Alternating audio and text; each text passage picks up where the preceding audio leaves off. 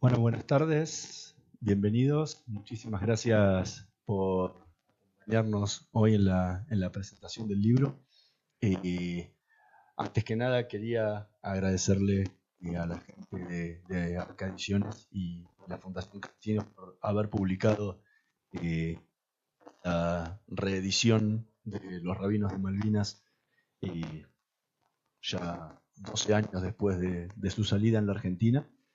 Y quería presentarles a quienes van a acompañarme hoy en la presentación del libro, al diácono Gerardo Dueñas, al rabino Pinjo Venturello, al historiador Ranan Rein y a mi colega y amigo Elías Levi Benarroch y mi cocinero.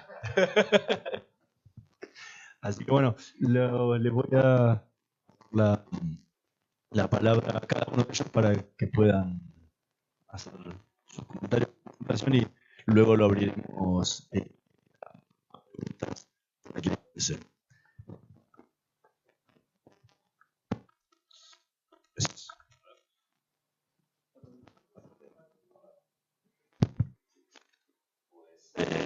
Bueno, gracias Hernán por esta invitación.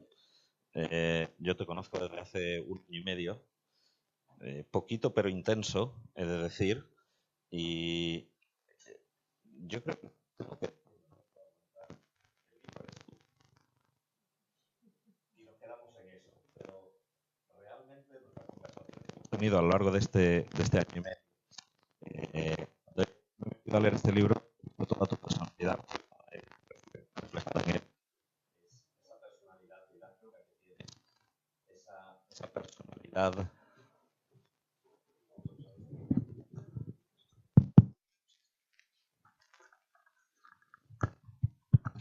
Bueno, mejor este sí. Esa personalidad de tantos cafés que nos hemos tomado, que ya no me acuerdo, pero no me hubiera hecho falta leer el libro, me lo has contado ya todo, en todos los cafés, en todas las cenas. Ese carácter didáctico que tú tienes de trasladar información, esa profundidad en la investigación y esa importancia que le das a todo lo que es la parte testimonial. A veces nosotros como periodistas, tú tienes esa doble función de periodista y académico, con lo cual a veces no te das cuenta. Nosotros los periodistas somos más superficiales. No necesitamos 28.000 fuentes. Nos vale con un par de fuentes y con eso seguimos para adelante, a veces ni con 2 fuentes. Uno entra en tu libro y una de las cosas que he de decir que más se aprecia es ¿cuántas fuentes? Es que no lo sé, pero infinidad de fuentes, infinidad de recursos en los que das vueltas para que esa información sea original, sin analizarla en muchos casos para que sea la propia fuente la que diga cuál es la constitución de ese libro. Y en definitiva creo que te he aprendido a conocer mejor leyendo este libro estas últimas 2 semanas. Y estoy muy contento de haberlo podido leer precisamente por eso, porque me ha explicado muchas cosas sobre tu personalidad en cuanto a esos conocimientos que tanto me trasladas en cada café, en cada cena, como digo. He de decir que este libro es muy simbólico para mí. Yo he sido periodista soy periodista desde hace 30 años y hubo 2 eventos que me llevaron a esa profesión. Uno es la Guerra de las Malvinas, otro es la Guerra del Líbano, las 2 el mismo año. Con lo cual, para mí ha sido como volver al pasado y empezar a meterme en una temática que me acuerdo, tengo flashes de cuando se veían las imágenes de las Malvinas y ha sido muy interesante el poder conocer ese otro aspecto judío.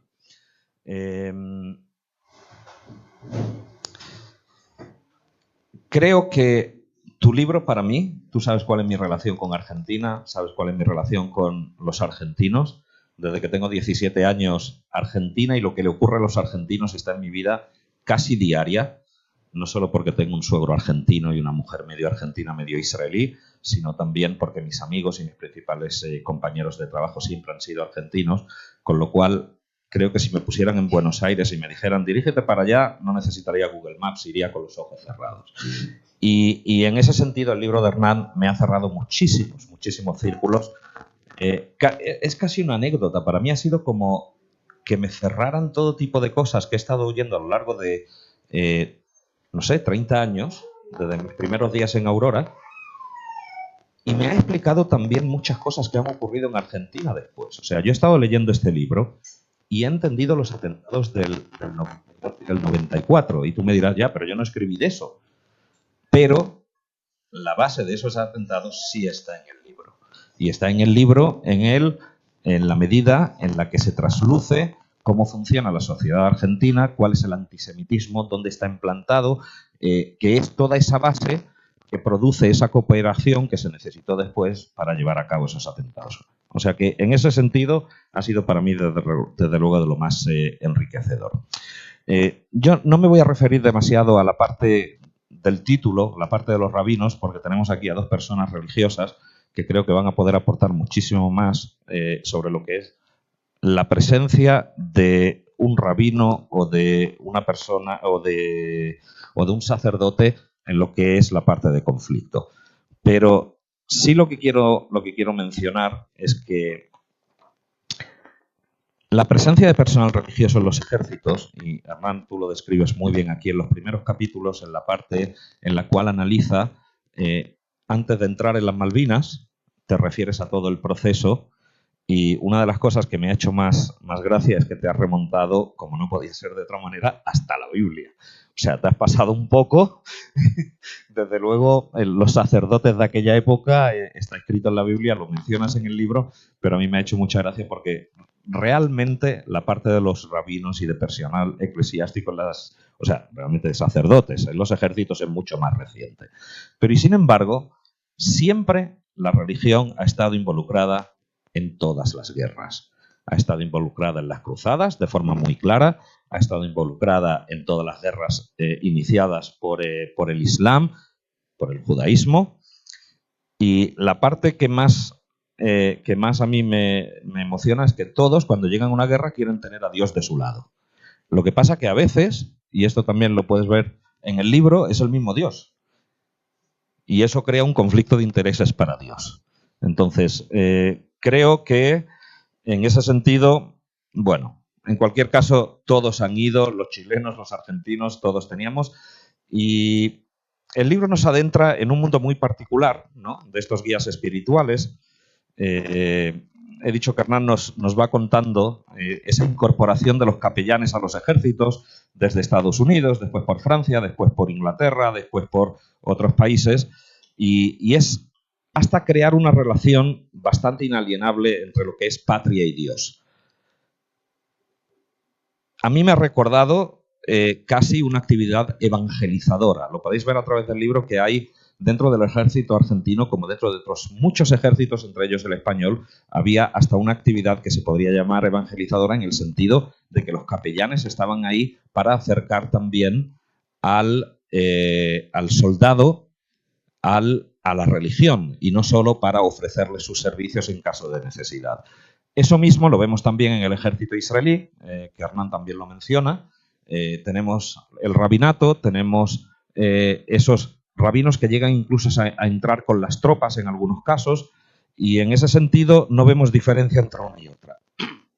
Perdón.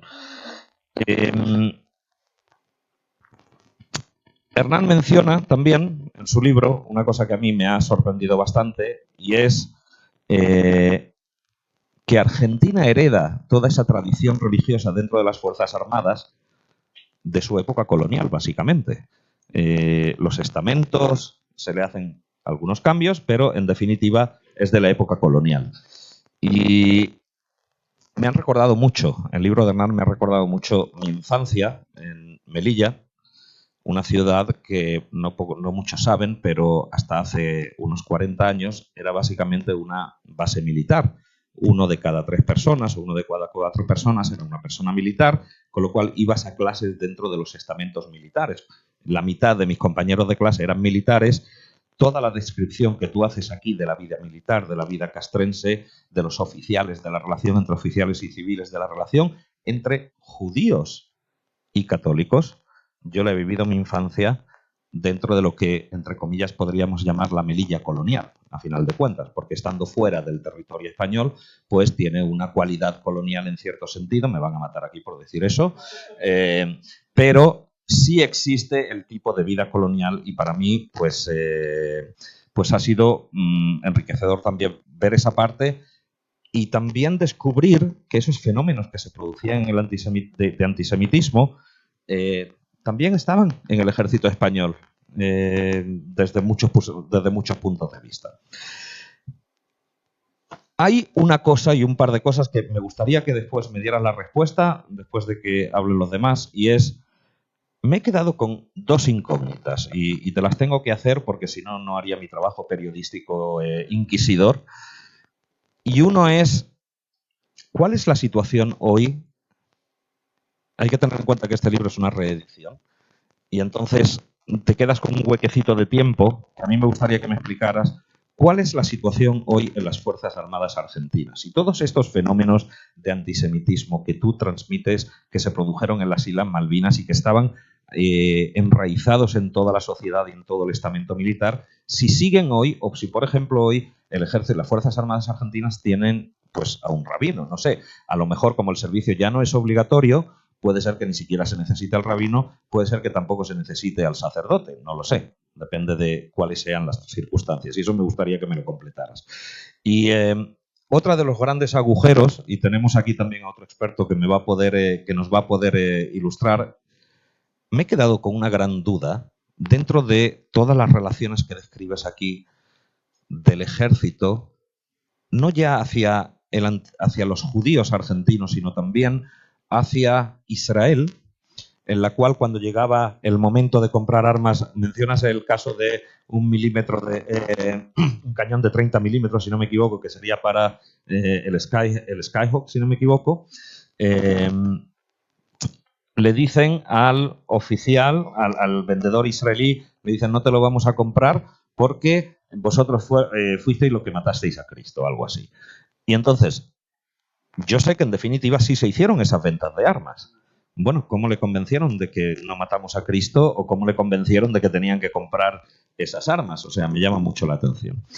Y me voy a permitir también, y eso también tiene que ver con nosotros los periodistas creemos que lo sabemos todo y en este caso te voy a proponer una idea, que tú ya verás si la completas o no. Creo que has hecho una fabulosa recopilación de testimonios sobre la presencia de los soldados judíos en la Guerra de las Malvinas, sobre el papel de ese primer desempeño de esos 5 rabinos que mencionas que fueron a la Patagonia. Y yo no me puedo eludir la tentación de sugerirte la idea que hagas algo parecido aquí en España. Creo que no tenemos una investigación de cuál fue el papel de los judíos en el ejército español. No sé, Renan, si existe alguna investigación sobre eso, pero viniendo... Dime. Jonathan, me imagino. Ok. Se trata de una historia de 150 años y yo te planteo el reto después de este fabuloso libro que levantes el testigo y nos hagas también a nosotros esa apertura a lo que desconocemos. Felicidades.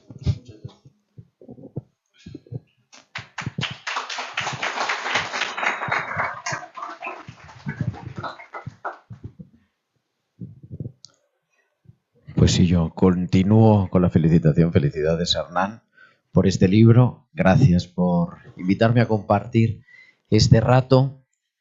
Cuando me dijiste quiero que participes en la presentación del libro, digo yo no soy rabino y no soy castrense, entonces no sé qué puedo hacer ahí. Soy capellán de un psiquiátrico, que bueno, es algo así. Tú me dijiste no, pero en realidad es lo mismo, más o menos. Y hombre, no es lo mismo. Me ha gustado mucho, he disfrutado mucho leyendo el libro y leyéndolo despacio y pudiéndole sacar jugo. Y sí se pone de manifiesto en el fondo una necesidad humana, en realidad, que es el acompañamiento espiritual. Que es, digo, bueno, pues por ahí entonces es verdad que sí podemos enganchar. Aunque yo conozco más los rabinos que el mundo castrense, verdaderamente, pero es cierto que lo explica muy bien en los primeros libros, si no lo han leído, esa situación de sufrimiento, de verse abocados a una guerra y además sin armas, literalmente, y cómo mover eso. Entonces hay un capítulo muy bonito que se titula Cable a tierra, que entiendo que es una expresión argentina más bien, ¿no? Que es como echar una mano o algo así, en el que viene a decir qué importante es en medio de eso tener a alguien en el que poder apoyarse. Y eso es una necesidad espiritual. La dimensión espiritual, o sea, mi tesis, lo que yo vivo cada día es que la necesidad espiritual es una necesidad humana. Entonces, cuando quizá, a lo mejor, cuando luego hagas el libro cuando contestes la pregunta de Elías sobre qué pasa hoy en día, si hay rabinos castrenses o no hay nada en realidad, porque esa es la tentación. Bueno, como para que todo el mundo se sienta incluido, quitemos toda presencia espiritual y así no hay problema.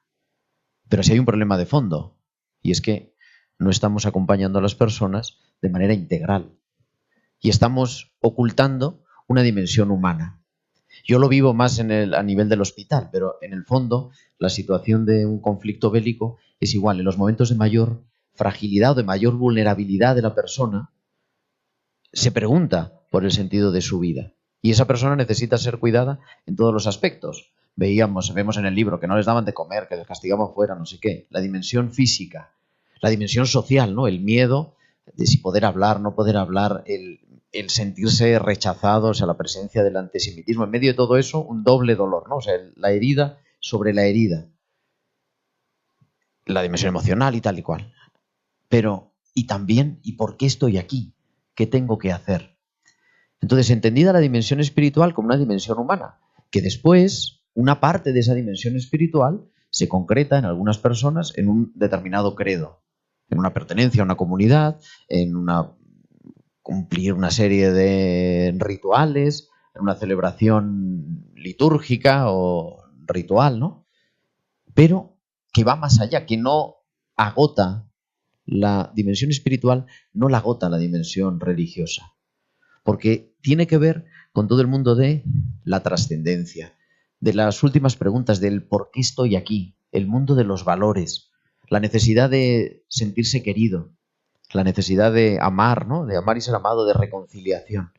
Y eso es lo que pone de manifiesto, que es lo que hacían los capellanes castrenses, católicos, judíos, que eran los únicos que había, ¿no? Y ellos por eso decían, es que ver la presencia del rabino lo vimos como un cable a tierra. Esa necesidad.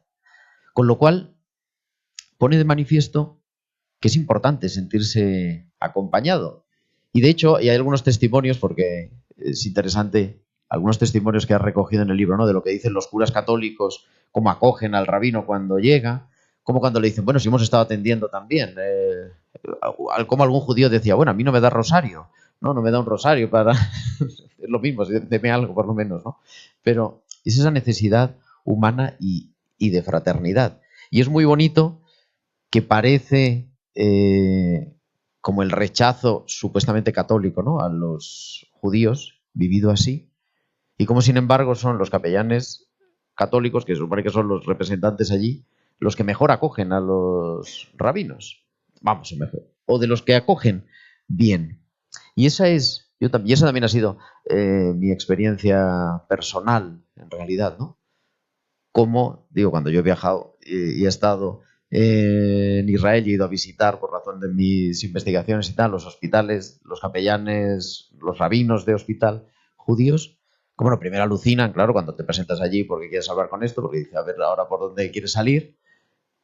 Pero luego en el fondo es que estamos haciendo lo mismo, lo que estamos es acompañando esa vulnerabilidad del sufriente. Es verdad, entendido en su dimensión cultural, en su dimensión religiosa, pero también una dimensión espiritual humana. Y por eso no está completo, no sé cuál será el futuro, pero no está completo el mundo castrense si no se acompaña la dimensión espiritual. No está completo el mundo del sufrimiento en la enfermedad si no está presente el acompañamiento espiritual. Y nosotros, ¿no? Tenemos que somos llamados a ser expertos en acoger ese mundo espiritual. No por la fe del otro. Hay un capellán de Madrid que a mí me dice unas cosas que a mí me hacen reflexionar. Porque parece que además como este es no creyente, también se muestra un poco en el libro. No, Ah, como usted no es católico, pues entonces yo no le atiendo, ¿no? Por eso no le daba el rosario, como un falso respeto. Y entonces nosotros, bueno, si uno no cree, no le tengo que acompañar. Evidentemente, si uno no quiere, pues no, o sea, respetamos lo que digan. Pero es que yo no acompaño al otro por su fe. Yo lo acompaño por la mía, que es lo que me mueve. Mi encuentro con Dios, mi vivencia de esa espiritualidad profunda es la que me lleva a ponerme en el lugar del otro y acoger su mundo, su mundo de los valores, su necesidad de ser acompañado. En el fondo, ¿en qué consiste acompañar espiritualmente? Muchas cosas. Otro día hacemos un libro sobre eso. Pero en estar con el otro. Que el otro sepa que no está solo, ¿no? ¿Dónde estaba Dios en medio de eso, ¿no? Ahí tenía conflicto de intereses. Seguramente en las guerras Dios se retira un poco, seguramente, ¿no? No lo sé. Pero bueno, Dios lo que sí estaba es acompañando a los sufrientes. Y aquellos soldados que estaban sufriendo y además no tenían ninguna responsabilidad en ello.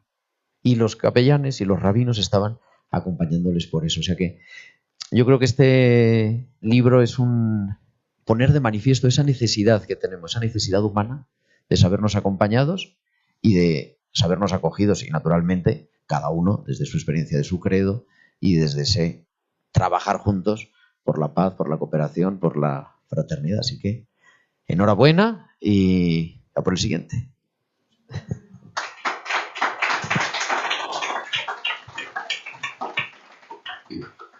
Bien, yo también te felicito, Hernán. Sigo felicitándote como todos nosotros, pero quiero un poco poner la luz, enfocarme sobre un otro tema, el tema de la orgullo identitario que te da la presencia de un rabino cuando eres un soldado a servicio de la nación. Empezamos por un elemento paradójico. Si miráis la foto del libro, ahí encontráis un rabino que está sirviendo en guerra a su país, la Argentina, pero que está celebrando. Está celebrando una fiesta que recuerda otra guerra. Es decir, la guerra de él en cuanto judío, la victoria de la guerra de Hanukkah en contra de los sirios. Es bastante paradójico porque está celebrando en cuanto capellano militar de su propio país la victoria de su identidad judía. Entonces ya empezamos con una paradoja, que es la gran paradoja de la presencia de los judíos en los ejércitos nacionales en las naciones donde vivieron. Es la gran paradoja, el gran drama o tema, si queremos decir, de la cuestión de la lealtad nacional judía. Es de Dreyfus, el famoso caso, hasta hoy en día. Tenemos un caso concreto aquí en Europa de una persona que constantemente está bajo la lupa de su, por así decirlo, su lealtad nacional, que es el rabino principal de Francia, Rav Kosia. Yo creo que en este momento no sé si va a ser el último, pero en este momento un rabino principal, también capellano militar. Es decir, en Europa creo que es el último gran ejemplo. Él y Rav Trotsky, que está en Alemania, que fue nombrado hace muy poco. Y son los últimos rabino capellano militar existente hoy en día contemporáneos. Viene aquí el gran tema de la redención militar. Tenemos que entender que la redención militar para los judíos fue verdaderamente una redención social. Y esto se percibe también en el libro. La idea de mi presencia, porque hasta el día de ayer fue considerado ajenos de los valores nacionales y excluido de la sociedad y del servicio militar, y de repente puedo ser parte. Este fenómeno pasó aquí en Europa, por ejemplo, en la Primera Guerra Mundial, lo vemos en Argentina, lo seguimos viendo en varios sitios. El caso israelí es un caso diferente, obviamente, porque estamos hablando de un ejército nacional de un país que, obviamente, en su mayoría expresa la identidad judía. Entonces, es un caso diferente, no hay una tensión entre identidad personal e identidad nacional.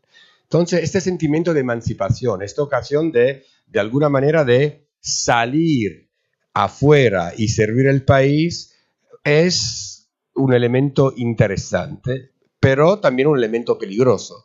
Y ahí, más allá de esta asistencia religiosa espiritual, tenemos que ver que también la presencia de los rabinos en las Malvinas, como en cualquier ejército nacional del mundo, desde la Primera Guerra Mundial hasta hoy, también fue de alguna manera un antídoto a la fuerza asimilativa de la vida de la guerra. Ya no necesito pedir el rosario. ¿Por qué? Porque tengo a mi lado un rabino. Ya no necesito una espiritualidad. Y aún más, ya no necesito, a pesar de la tensión y del episodio, del sufrimiento antisemita, ya pero puedo ser orgulloso de ser tanto judío como ciudadano, porque a mi lado tengo una expresión, es decir, tengo el rabinato militar, que es la expresión de la aceptación social y militar de mi presencia en cuanto minoría religiosa. En este antídoto hay que decir mucho, porque sale de alguna manera el orgullo personal, identitario, sale también una nueva relación con el judaísmo. Nosotros sabemos que algunos de los soldados que están ahí, ¿cuántos bar mitzvahs se celebraron ahí?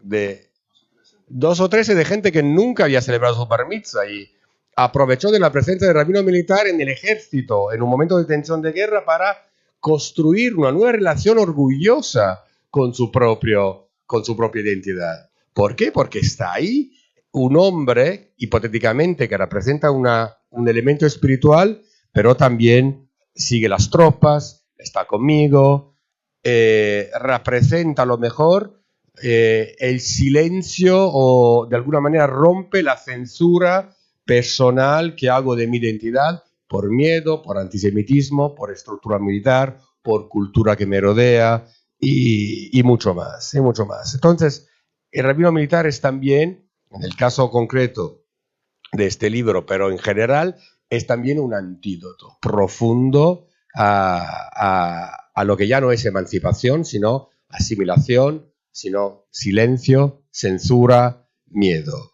Está ahí con sus palabras de consuelo para los que sufran, pero está ahí también con sus palabras de orgullo para los que están buscando de alguna manera o encuentran casualmente de alguna manera otra interpretación de su propia identidad. Entonces, esta ayuda, esta presencia militar, del rabino militar, de alguna manera ayuda a revelar y a profesar públicamente la identidad, pues que el Estado mismo acepta o invita o construye una presencia militar del rabinato militar, y yo en cuanto judío sigo y puedo manifestarme públicamente, a lo mejor en los rituales, o a lo mejor al lado de mi rabino, a lo mejor a pesar del sufrimiento. Hemos hablado de alguna manera de la lealtad o del problema, de la cuestión de la lealtad nacional o de la lealtad judía a su propia nación, que es un tema que tiene un hilo muy antiguo, y en particular cuando hablamos de ejército, que es el gran dolor también del antisemitismo, en este caso, en todo el sistema militar argentino, de los episodios de estar sin comer, de estar fuera, el frío, del sufrimiento. Es una doble lealtad, o mejor dicho, es una traición también por parte del Estado que te invita o te obliga a ser ciudadanos, que hace un llamamiento a tu identidad en cuanto ciudadano y después pero te golpea en cuanto judío o te traiciona en cuanto judío. Mi presencia en cuanto ciudadano está totalmente traicionada cuando el mundo, el Estado, el aparato militar se relaciona conmigo en cuanto judío. Es un hilo de dolor que suena mucho en el libro, lo encontramos varias veces. A mí personalmente me impactó mucho. Me impactó mucho también de alguna manera esta traición, pero también esta desilusión, la idea de estar ahí al frente o casi al frente en cuanto ciudadano y estar constantemente golpeado en cuanto judío, que es un hilo que tiene una larga historia y en Europa en particular, una larga historia. Si pensamos al caso de los judíos alemanes que sirvieron en la Primera Guerra Mundial, ¿cuál es el epílogo de su historia? Los judíos italianos, y lo mismo, los judíos de Francia. Y si nosotros calculamos, por ejemplo, concretamente, en el caso italiano, que es el caso que más conozco obviamente, de los 5.000 judíos que lucharon en la Primera Guerra Mundial, 1.600 sufrieron de las leyes racistas de Mussolini.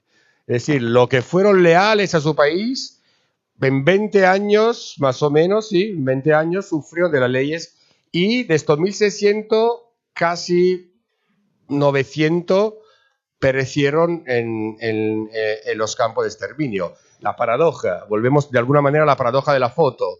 Estoy luchando, estoy enseñando, demostrando, comprometiéndome con mi identidad nacional y en 20 años lo que recibo de vuelta es la muerte.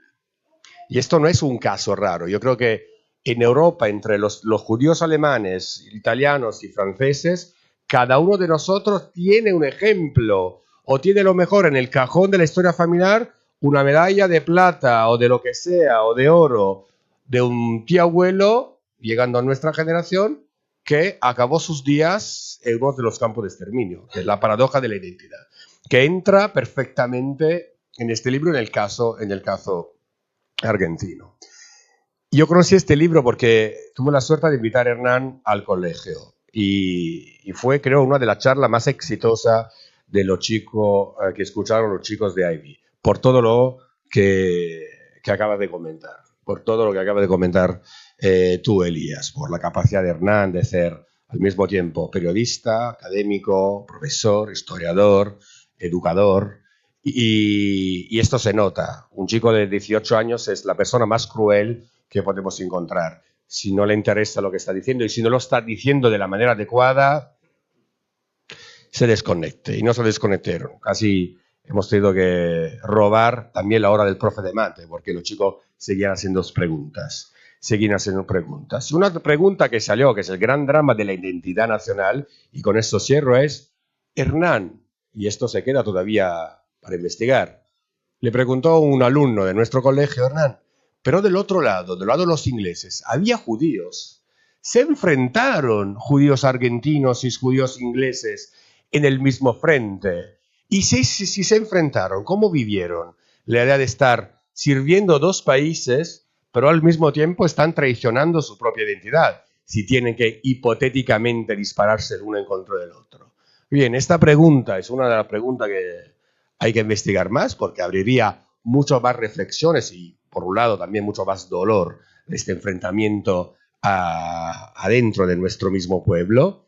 Pero la verdad que otra vez te felicito, y este libro tiene muchísimas raíces, muchísimas reflexiones que, como ves, viajan por todo el mundo y a lo largo también del tiempo, desde Europa hasta Argentina, volviendo hoy en día con el caso de Rav Korsia y pasando por Medinat Israel. Gracias.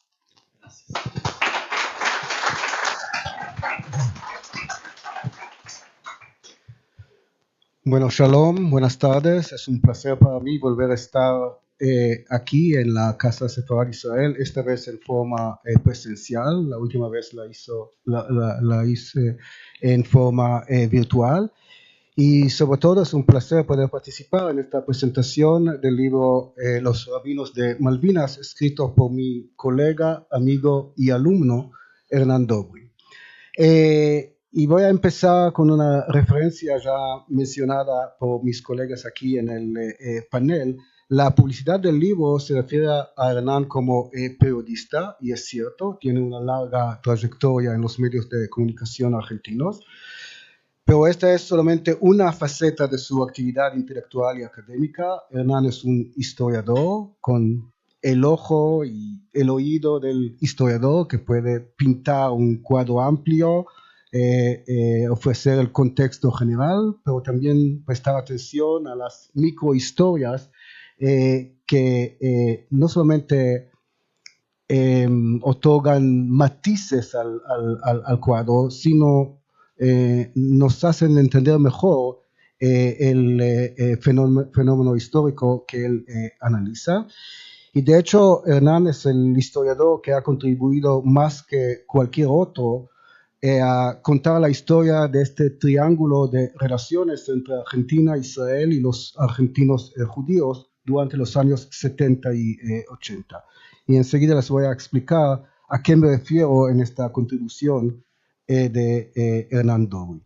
Pero antes, déjenme empezar con un par de comentarios más generales. Desde siempre me ha interesado esta relación triangular Argentina, Israel y los judíos, o los judíos argentinos, teniendo en cuenta que a veces los intereses de Israel como un país soberano con sus intereses nacionales se complementaban, pero a veces entraban en conflicto con los intereses de los argentinos judíos, como comunidad o como individuos. Pensando en la historia argentina del pasado siglo, el siglo XX, y en la historia del Estado de Israel desde su establecimiento en mayo de 1948, podemos destacar por lo menos 4 momentos históricos de especial interés. Primero, la década peronista, es decir, las primeras 2 presidencias de Juan Domingo Perón entre 1946 y 1955. Es verdad que la Argentina se abstuvo en la votación de noviembre de 1947 en la Asamblea General de las Naciones Unidas acerca de la partición de Palestina y el establecimiento del Estado de Israel. Sin embargo, una vez establecido el Estado judío, Perón logró cultivar excelentes relaciones con Israel. Y si uno conoce las memorias, por ejemplo, de Jacobo Tzur, el primer embajador israelí en Buenos Aires, se va a dar cuenta de estas relaciones tan estrechas entre la Argentina de Perón e Israel de Ben Gurión, si quieren. Al mismo tiempo, la relación de Perón y del peronismo con la comunidad judía argentina, sobre todo la comunidad organizada, fue mucho más complicada. Y mientras un sector de la colectividad judía sí se alineó con el peronismo, y me refiero a la Organización Israelita Argentina, conocida por sus siglas OIA, de hecho fue la sección judía del partido peronista, muchos otros judíos apoyaban a la oposición y festejaban la caída del líder populista en 1955. El segundo momento histórico fue a principios de los años 60 con el secuestro del criminal de guerra nazi Adolf Eichmann en Buenos Aires en mayo de 1960 por los agentes del Mossad israelí. A raíz de este secuestro, la colectividad judía sufrió de una ola de antisemitismo violento que sembró un ambiente de pánico entre muchos argentinos judíos y alentó a miles de ellos de tomar una decisión de dejar su país y trasladarse a Israel. El tercer momento histórico, en el marco de este triángulo de relaciones, Argentina, Israel y los judíos, se registró durante los años de la brutal dictadura cívico-militar de los años 70, y al mismo Hernando Dobry ha dedicado varios libros, no solamente este que está en la pantalla.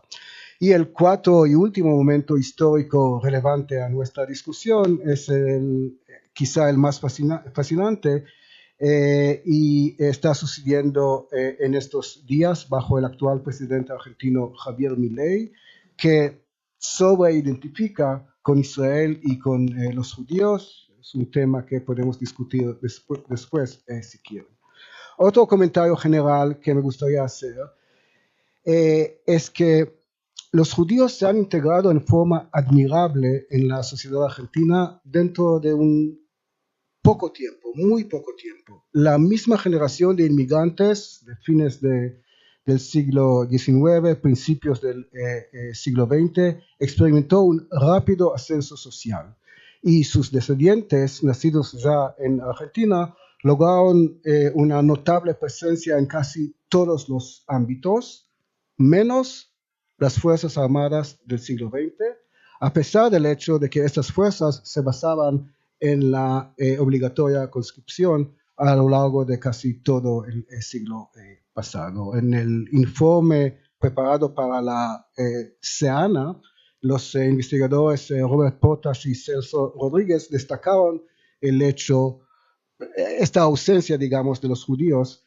en las Fuerzas Armadas argentinas. Por otro lado, la Iglesia Católica y sobre todo la corriente integrista de la misma influyeron en una sobremanera entre los oficiales de las Fuerzas Armadas, y nos sorprende, por lo tanto, que han ocurrido incidentes antisemitas en las Fuerzas Armadas a lo largo de varias décadas, incluyendo las crudas situaciones de antisemitismo sufridas por los soldados judíos en los cuarteles militares antes del inicio del conflicto bélico y durante la guerra de Malvinas. y Hernán lo cuenta en forma detallada e impresionante en su libro. Hay un sector en las Fuerzas Armadas que todavía hoy en día permanece muy cerrado a cualquier tipo de pluralidad religiosa, a pesar de los múltiples intentos que se hicieron por modificarlo. A este libro que vemos en la pantalla, Los Rabinos de Malvinas, publicado originalmente en Buenos Aires en el 2012, ¿no? A este libro hay que leerlo y hay que pensarlo en el marco de los otros libros de Hernán dedicados a esta relación triangular que acabo de mencionar. Me refiero a los libros Los judíos y la dictadura, Los desaparecidos, el antisemitismo y la resistencia, del año 2011, Operación Israel, el rearme argentino durante la dictadura, del mismo año, Ser judío en los 70, testimonios de horror y la resistencia durante la última dictadura, escrito con el rabino Daniel Goldman del templo Betel de Buenos Aires y publicado en 2014, y Los soldados judíos de Malvinas de reciente aparición, ¿no? Con Hebraica lo publicaste, ¿cierto? El año pasado, sí. En este libro, al igual que en los soldados de Malvinas, Hernán se basa en una gran variedad, y a eso también se refirió Elías, una gran variedad de fuentes escritas y fuentes orales. Y en ambos libros, de los soldados y de los rabinos, logra en cierta medida humanizar la historia de la guerra de Malvinas y dar voz a los propios protagonistas, tanto soldados como oficiales, suboficiales, rabinos, etc., escuchando sus vivencias en el conflicto bélico del Atlántico Sur. Decenas de voces poco conocidas anteriormente. Sus recuerdos, sus testimonios, en más que una vez desafían la llamada historia oficial de esta guerra de Malvinas. La historia de los rabinos que nunca pudieron salir del continente y llegar a las islas da cuenta del maltrato a soldados judíos y además plantea la pregunta si la comunidad judía organizada hizo lo suficiente o si hubiera podido hacer más por estos soldados. En el libro dice Hernán, y cito, la presencia de religiosos de otros credos en el seno de las Fuerzas Armadas, cumpliendo el rol de capellanes, tiene un precedente casi olvidado por la mayoría de civiles y militares en la actualidad, los rabinos que prestaron asistencia espiritual a los soldados judíos durante la guerra de Malvinas. Y sigue, la presencia de los 5 rabinos que fueron desplegados en diferentes localidades de la Patagonia para acompañar a las tropas que estaban acantonadas en la zona, marcó un hito en la historia argentina que había quedado olvidado hasta este momento. Fin de cita. Hay que elogiar sin duda este esfuerzo de Hernán de rescatar esta historia olvidada, pero habría que preguntar por qué se olvidó. Y es una pregunta que me gustaría formularte a ti, Hernán. De hecho, hay un precedente a esta historia, también olvidado por judíos y no judíos por igual en Argentina, incluyendo el autor de este libro. En este caso, está bien claro el porqué de este olvido. Me refiero a la historia del rabino Amram Blum. Blum llegó a la Argentina en 1946 y en 1948, al pasar 2 años nada más, ya fue designado como asesor en cuestiones religiosas al presidente Perón. Blum, de origen húngaro y con un doctorado de la Universidad Hebrea de Jerusalén, era el gran rabino de la comunidad siria alepina en Buenos Aires, y cuando se hizo rabino de la sinagoga de la calle Paso, muchos de los sefardíes vinieron a escucharlo allí. Es decir, el carismático rabino logró atraer a los sefardíes a un templo, a una sinagoga ashkenazí. Como asesor presidencial, Blum logró que los argentinos judíos puedan ausentarse en sus festividades de los lugares de trabajo y de estudio. Pero más relevante a nuestro tema de esta tarde es la designación de Blum como capellán de las Fuerzas Armadas, una medida de valor simbólico para judíos y no judíos por igual, sobre todo en aquel momento. Pero es un episodio que se quedó en el olvido por completo. A partir del año 1952 se otorgó asueto a los conscriptos judíos en las festividades de Año Nuevo, Rosh Hashanah, y el Día del Perdón, Yom Kippur. La asistencia espiritual a los soldados judíos durante la Guerra de Malvinas en 1982, sostengo yo, tiene su precedente en la designación de Blum. ¿Por qué se olvidó este episodio? Tiene una explicación política bastante entendible, ¿no? Por esta brecha, este conflicto entre peronistas y antiperonistas en la Argentina. De todos modos, efectivamente, la comunidad judía se convirtió en el único credo que logró enviar capellanes a la Guerra de Malvinas en el país, fuera del católico. Y en este caso hay que reconocer las gestiones que hicieron en estos momentos el Seminario Rabínico Latinoamericano y la DAIA, la Delegación de Asociaciones Israelitas Argentinas.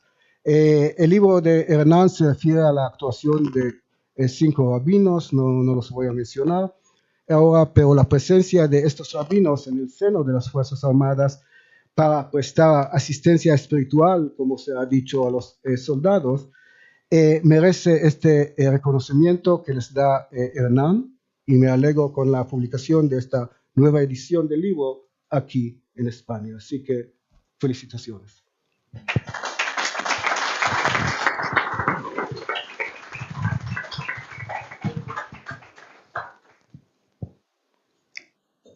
Cuando muchas veces dicen que cuando está el viejo dicho, ¿no? Ese de plantar un árbol, tener un hijo y escribir un libro. Afortunadamente hice las 3, solamente un árbol planté, pero también cuando uno termina un libro es como un pequeño hijo, ¿sí? Que luego de que sale publicado uno lo ve como va creciendo y se va independizando solo y va siguiendo su propio rumbo. Y a veces uno tiene más afinidades con un hijo, con otro por alguna razón, diferentes cosas que lo acercan más a uno en algunos lados, a otro más en otro. Este de los libros fue a mí el que más alegrías me dio, pero no alegrías personales, es decir, fue el bestseller que vendió más libros, sino por el impacto que generó, por algo totalmente impensado, porque el libro era la historia de 5 rabinos, ¿sí? que respondiendo lo que decía Hernán recién, a diferencia de lo que había sido con Blum, está documentado la actuación directa, o sea, no solo el nombramiento, sino el ejercicio del rabinato, que se había dado en el caso de Blum, y lo conocía el caso, pero no había trabajado efectivamente como capellán. Entonces era un pequeño hecho histórico que se había olvidado, como se olvida todo en la vertiginosa historia argentina. No me voy a atrever a meterme en la historia de otros países y decir cómo pasa en la memoria de cada uno, pero en Argentina, y más en esos tiempos, donde la guerra de Malvinas desencadenó casi el final de la dictadura, y en pocos meses después de terminada la guerra empezó toda la transición hacia la democracia de vuelta, los temas empezaron a quedar olvidados atrás. Y segundo, es un gran problema para Argentina que hablar de Malvinas durante décadas fue casi una mala palabra. Sí, era un tema tabú, porque cuando uno hablaba de Malvinas, hablaba de la dictadura. Entonces, quien quería resaltar cualquier evento de Malvinas estaba indirectamente resaltando un evento de la dictadura. Y nadie quería quedar pegado en ese doble juego, especialmente los políticos. Entonces, si querías condecorar a alguien, cuidado, porque después ese aparecía en un campo de detención o lo que fuera. Entonces Malvinas como que fue quedando bajo la alfombra, olvidada, y en eso quedaron olvidados los rabinos y quedaron olvidados los soldados, ¿sí? Que fueron las... No me gusta hablar de víctimas porque está la cuestión de la víctima y el heroísmo metido ahí en el medio y es complejo, pero bueno, durante mucho tiempo el olvido eso los transformó en una víctima de un sistema del que no tenían nada que ver. Entonces, la idea de escribir este libro era justamente recuperar este evento histórico, y aquí respondo a una de las preguntas de Elías. No hubo actualización porque no cambió nada desde 2012. O sea, la situación que digo en el último día está exactamente igual, solo que se podría decir algo que fue informal y fue de conversaciones con funcionarios del gobierno de Cristina Kirchner en su momento, en esa idea, que Gerardo lo decía indirectamente también, de, ok, o ponemos un religioso para cada una de las religiones o eliminamos la de todos. Esa idea que se barajó en el Ministerio de Defensa en el año 2012, por ahí, se terminó el día en que el arzobispo de Buenos Aires fue elegido papa. Ahí se terminó. No se iban a meter, porque eliminar todas las religiones de las Fuerzas Armadas era eliminar un obispado castrense. Y con un papa argentino no se iban a meter. Entonces ahí se terminó ese tema, pero digo, es una anécdota que nunca fue oficial, nunca fue algo que existiera un proyecto en sí, sino que era una idea que merodeaba por la zona. Entonces no cambió nada. O sea, todo lo que quedó de ese momento está exactamente igual. Y la historia de estos 5 rabinos sigue siendo una historia única en la historia argentina, porque nunca más volvió a haber presencia rabínica en las Fuerzas Armadas. Lo que hoy sería innecesario, porque la realidad es que si hay, porque hoy está prohibido preguntarle la fe a cualquiera de los miembros de las Fuerzas Armadas, es un tema que entra dentro de lo privado, que antes existía y había que escribirlo. Cuando un soldado ingresaba en el servicio militar tenía que poner la religión, y lo mismo los oficiales y suboficiales que querían formar parte de las fuerzas. Entonces hoy no se podría saber cuántos oficiales judíos hay. Lo que te puedo decir es que no hay soldados judíos, porque desde la década del 90 que se suspendió el servicio militar obligatorio, no hay más soldados judíos. Son soldados voluntarios, que podría haber alguno también, pero tampoco se le puede preguntar la religión, con lo cual sería bastante difícil cuando tuviera que venir un rabino a prestarle asistencia espiritual y decir, ok, levanto la mano. Toda esa situación cambió, pero no cambió en las Fuerzas Armadas para otras religiones, porque nosotros lo estamos viendo desde la óptica que lo plantea en el libro, que es el caso de los judíos. Pero ¿cuál es el caso de los musulmanes? El caso de los evangélicos.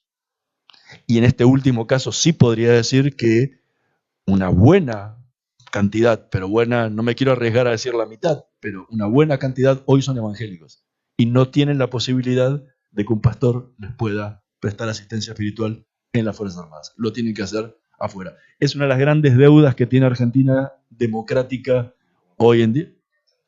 Exactamente igual.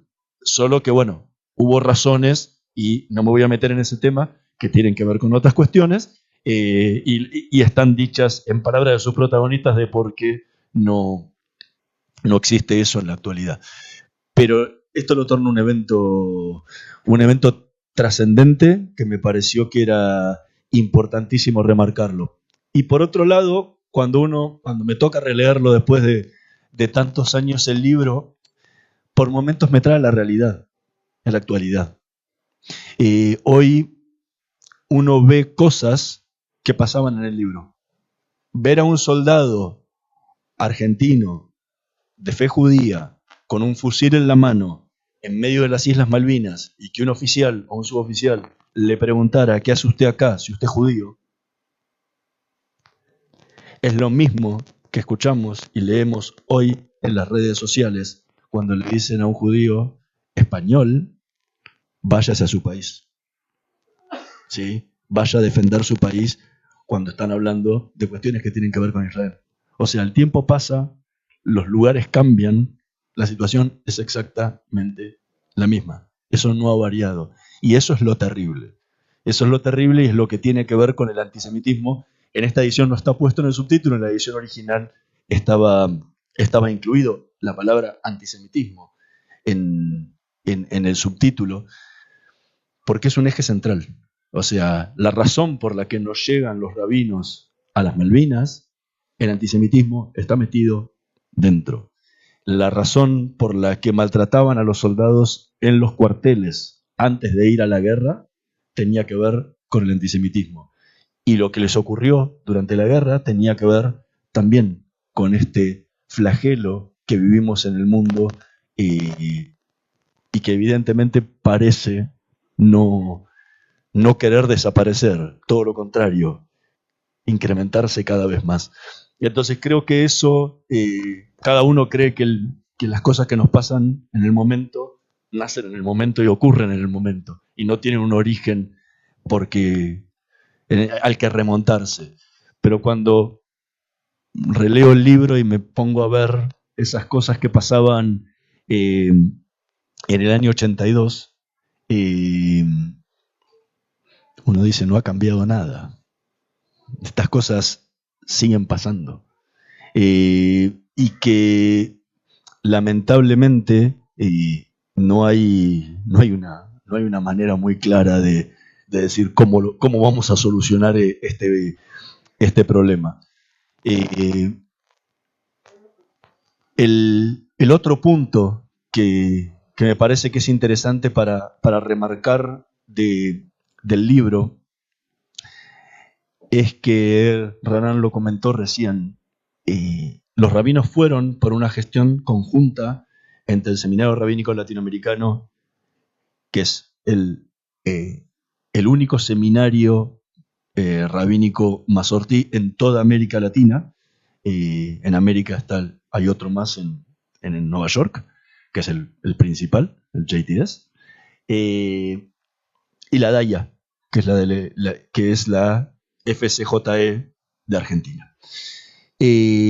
Cuando se decidió que fueran los rabinos, se decidió que hubiera una pluralidad de voces, que hubieran Ashkenazim y Sefaradim, que hubieran ortodoxos y masortí, y eso no se daba nunca en la Argentina, no se dio nunca. Y también me trae el presente de vuelta, ¿sí? Porque la pregunta ¿es necesario llegar a una guerra? ¿A una situación tan extrema como es una guerra que enfrenta a un país? No esas guerras que son externas, ¿no? Que uno envía tropas a un país tercero para acompañar a fuerzas internacionales, sino una guerra que afecta al propio país, para llegar y darnos cuenta de que como comunidad judía somos una sola cosa. Y que no importa cómo rece cada uno, que podemos todos apoyar a nuestra gente de la misma forma. Estos rabinos que fueron no le preguntaron a los soldados, disculpe, ¿usted a qué sinagoga va? ¿Qué sidur usa para leer?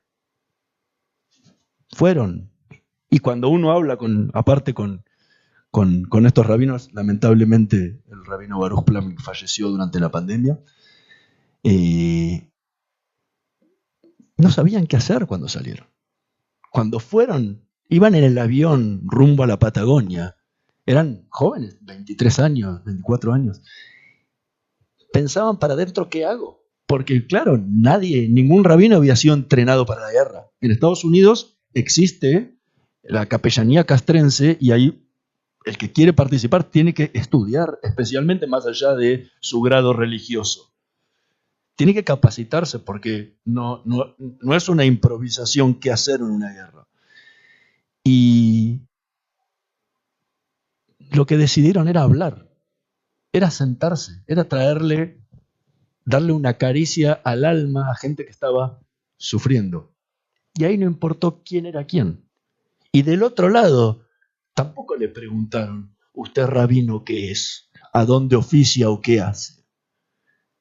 Y el resultado, cuando uno lee los testimonios de todos los soldados que estuvieron, el resultado es el mismo. Y la respuesta que daban los soldados desde Malvinas, que no pudieron tener esta suerte de que un rabino los asistiera, fue exactamente la misma. Me hubiera salvado la vida.